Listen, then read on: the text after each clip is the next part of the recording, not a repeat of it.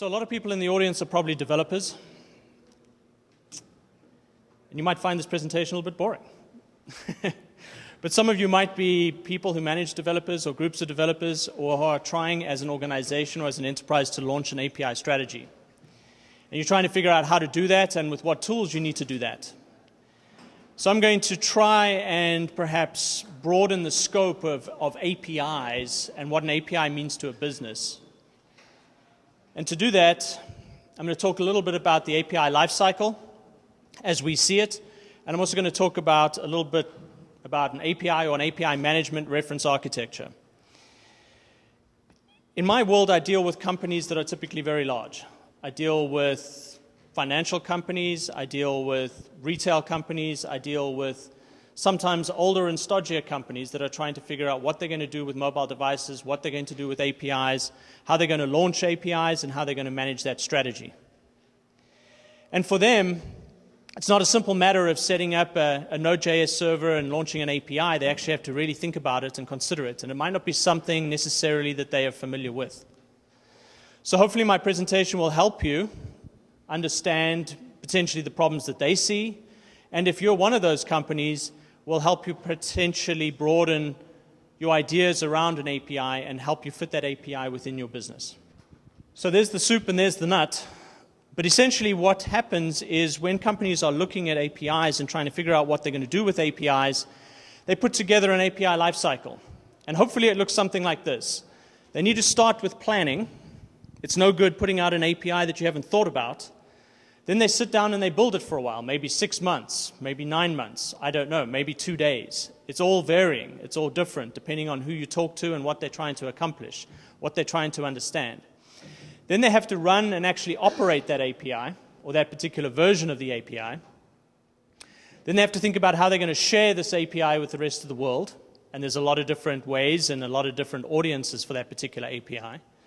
And then at the end of the day, they need to analyze whether or not they've been successful.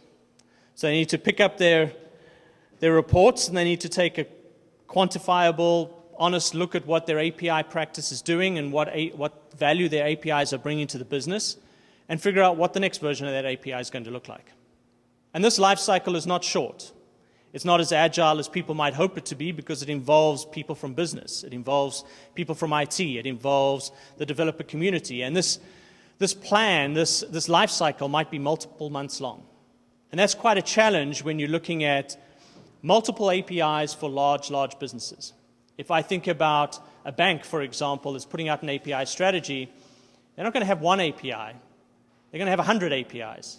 And when you have 100 APIs and all of them are going through their life cycle, all of them are changing, all of them are there to meet the needs of maybe a B2B community, it's a very, very, very different approach. It's a very, very different go-to-market approach than perhaps my colleague that was on before, where their API is very singularly focused to delivering their product to a group of developers. Most people we deal with I know one company has 100 APIs.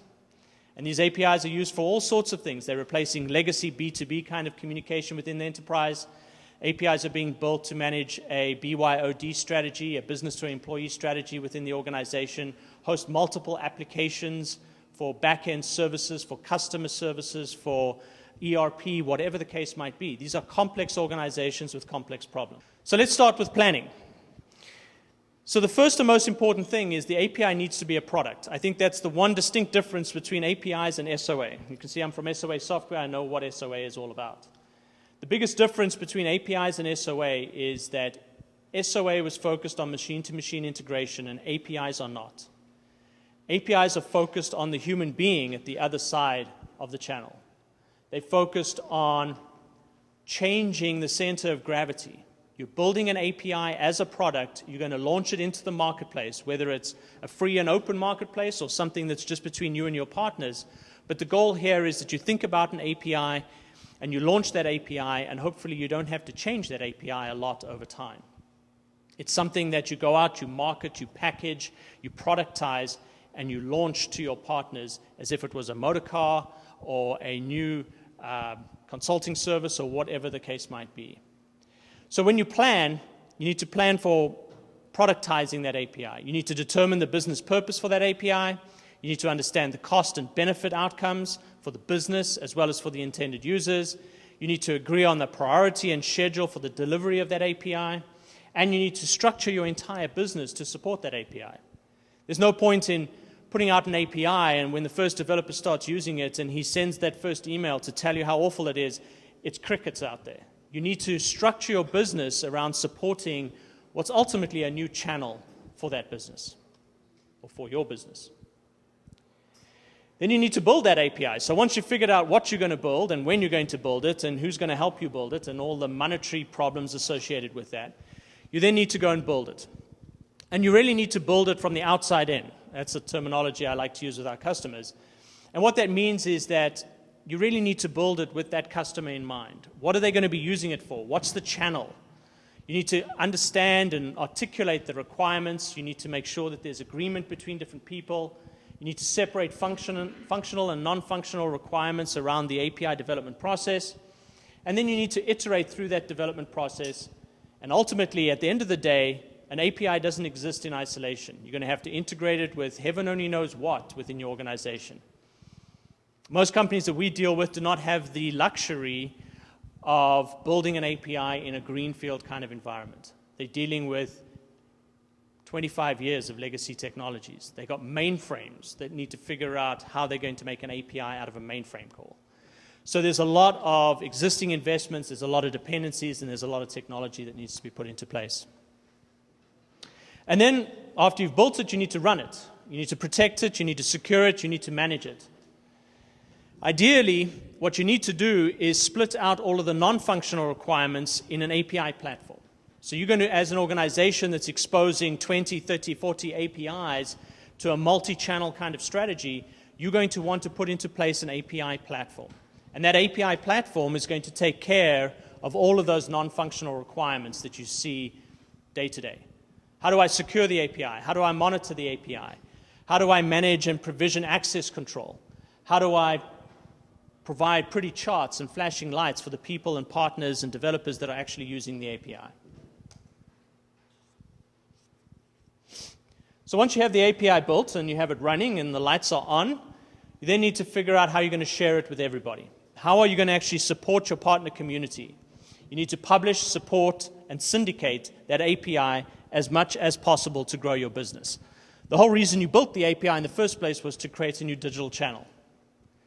So you're going to have to actually market that channel, market to that channel, try and get people to use that API.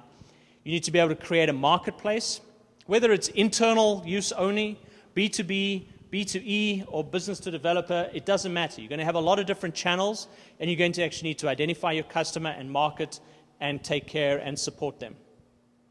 So you're going to have to interact and recognize your API developers. You're going to have to create some great documentation about that API and how to use it. You're going to want to make testing against that API as easy as possible. And you're going to need to figure out how to monetize that API. How are you as a business going to make money from that API, either directly or indirectly? And then last but not least, you need to analyze it. So I've gone all the way around this circle, and you've shared this API with hopefully some developers that are going to be using it or partners that are going to be using it. You need to analyze. You need to basically determine whether or not that program has been successful, find out what people like about that API, what they don't like about that API, provide business metrics back to the business to justify your own existence, and at the end of the day, drive that improvement back into the next planning stage for the next version of the API.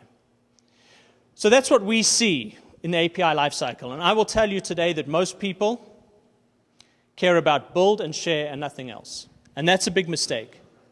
People don't analyze the results of their API program. They don't plan effective APIs. They don't separate out non-functional requirements. And those are things that tend to be missing when people merely react and put an API out there, or a group of developers sit down and they think, oh, I want a new API, so let me put it out there. They typically will build it, and they'll typically share it with people, but they won't do any of the other critical steps in that lifecycle. So essentially, they're collecting underpants, and they need to figure out how to make profit. So what I've done is I've sort of put together a reference architecture, and I've taken some liberties, but when you look at the plan, build, run, share, and analyze lifecycle, you can boil it down to 3 sets of capabilities. The first one is lifecycle management. The second one is the gateway. So how do you actually manage and secure and monitor and deliver that API to your B2B community or to your employees on their bring their own devices? And then the last part is the developer portal. How do you actually deliver that? How do you create a marketplace? And how do you inform your developer community about your APIs? So lifecycle management, you can think of it as, the ERP system, the ERP system for your API factory. You're building APIs and you're constantly building new APIs or new versions of the API. So many people fall into the trap and say, I'm building an API, I'm only building one, and that's the end of it. But the fact of the matter is that you're continually going to be building and versioning an API over time. You're going to continually be changing that API, hopefully, based on the analytics that you've gathered, and you're going to be changing your business model over time. So one day you might be shipping DVDs by mail, and the next day you're now doing content delivery and making your own TV programs. Over time, your API is going to change your business, and your business is going to change your API or APIs. So organizations basically have 2 options, and it depends on how big they are and how seriously they take this. But essentially, you can have a complete ungoverned Wild West. If you're small, you have a small number of APIs and a well-understood and well-controlled community that's using that APIs. And you can directly define those APIs in the gateway and developer portal, and you'll probably be very successful. The second option is more governed. It's a controlled and managed process for publication, a factory, so to speak, of how do you get these APIs released into the wild. And just to clarify, let me walk down a couple of the capabilities that you need if you're going to be serious about lifecycle management. You need to be able to do approvals and workflow. You need to be able to do costing.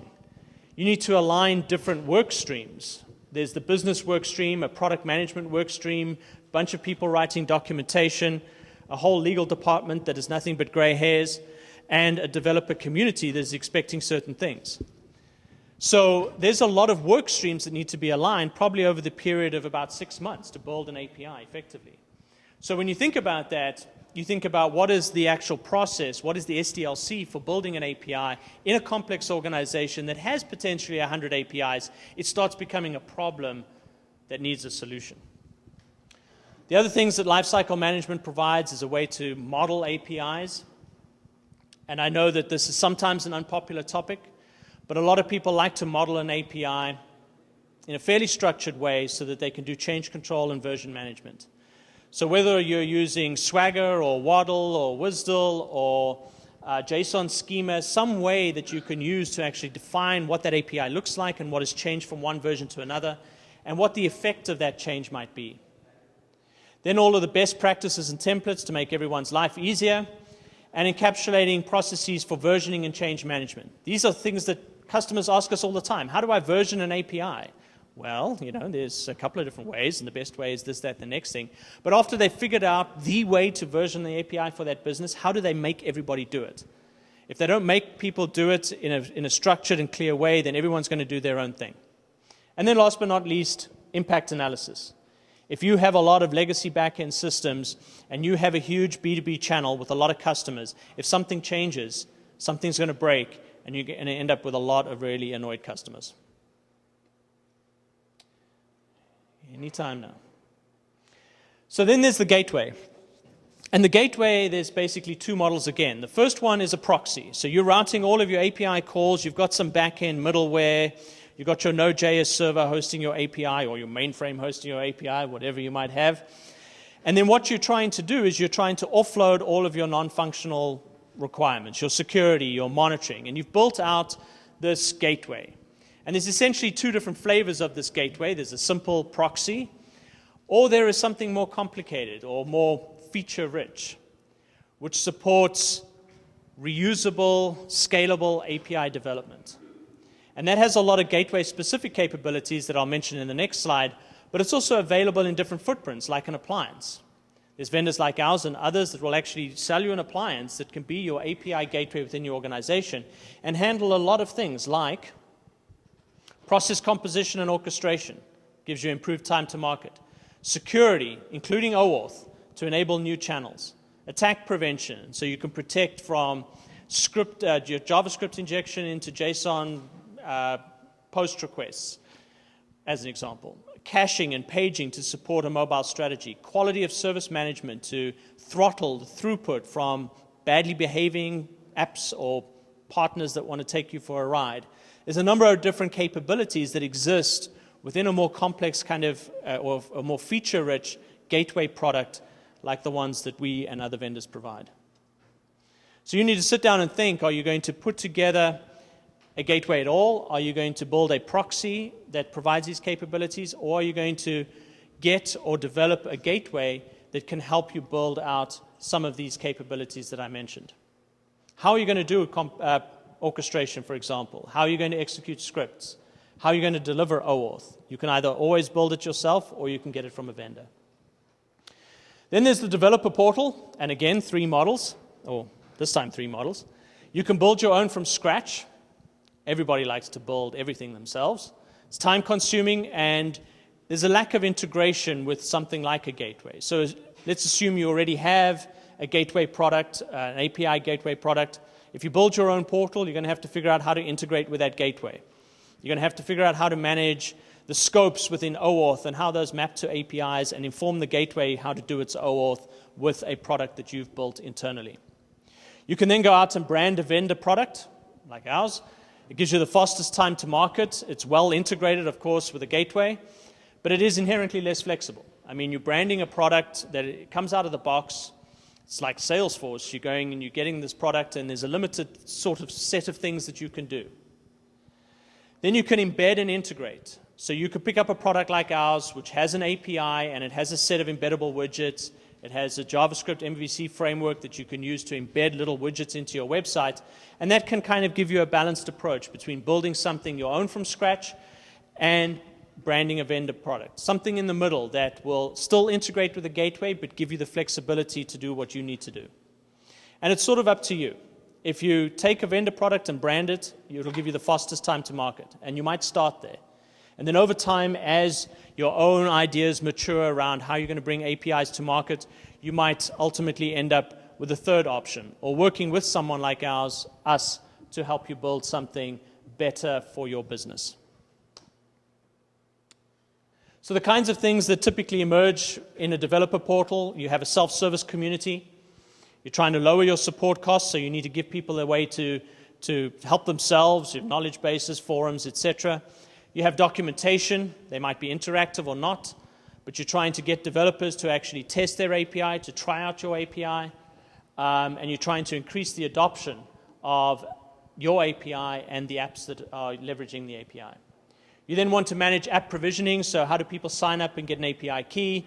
How do they then use that key? How do you control and apply policies to that transaction? And how do you manage the life cycle of the various apps and the certification of various apps that are using your APIs? Integrated testing, you need to provide them with some kind of console where developers can come and test the API and learn about your API. And last but not least, analytics, providing feedback, seeing what developers like, what they don't like, what your partners like, what they don't like, what they're using, what's successful, what causes the most hassle, so on and so forth.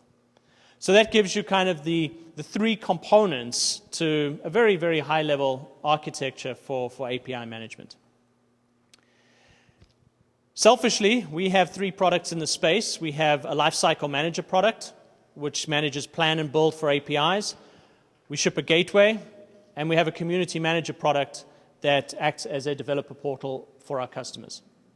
There's a lot of features and capabilities in each of these, and I don't want to take up all your time, but the Lifecycle Manager is an industry-leading SDLC governance platform. It integrates with IDEs, source control management solutions, app stores within enterprises. It integrates with a lot of different source control management tools, and it allows organizations essentially to model how they want to build APIs and how they're going to promote APIs through the lifecycle. Not only that, but how does something like an API intersect with their overall SDLC process? And if something changes on the back end, how is that going to affect the APIs and the customers that are using those APIs? Then there's a gateway, a high-performance, policy-driven system that provides orchestration and scripting. It also gives you a lot of security capabilities, OAuth, SAML, OpenID, WS security. It provides you with quality of service, bandwidth limiting, throttling, etc., as well as protection. So denial of service, antivirus, SQL injection, JavaScript injection, all of the kinds of protection an organization needs when they're exposing an API potentially for the first time as a new channel for their business. Then there's our Community Manager product, which is a customizable developer portal. You can go from turnkey, in other words, you just slap a style sheet on it, or you can completely customize and create a completely embedded kind of system using our API or our JavaScript widgets. It has integrated documentation, app provisioning and monitoring. We have a dev console, gives you testing, license management, partner and group management, analytics, forums, trouble ticket management, etc. You kind of get the idea. It's also delivered both as a service or on-premise or in a hybrid model. Some people like to terminate their own traffic. Some people like to do everything on-premise. Some people love the as-a-service model. The nice thing about the as-a-service model is that we're completely PCI compliant, which is painful, and we've done all that work for you. So if you leverage our platform as a service model, you're reassured that it's secure, it's well managed, it's a mature infrastructure, a mature global cloud-based infrastructure. And if you take those same products on-premise, you're pretty reassured that you could get PCI compliance yourself if that is important to you. So there we go. Thank you very much. I'm Alistair Farquharson. I'm the CTO of SOA Software, and you can reach us there and there. Thank you.